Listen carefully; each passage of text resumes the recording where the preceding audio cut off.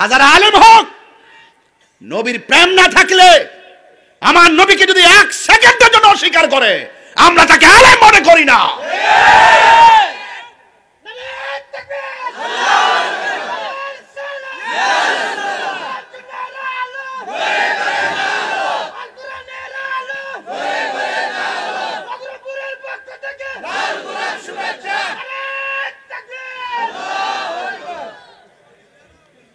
আপনারা কি আমার কথায় কষ্ট পাইতেছেন?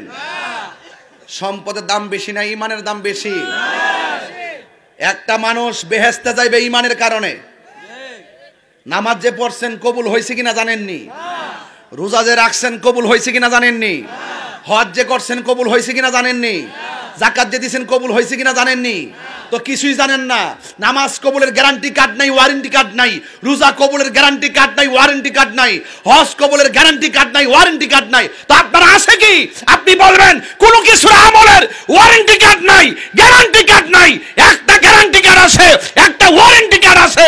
আমরা মুরাদনগরবাসী আমার নবীকে জানের চাইতে বেশি ভালোবাসি।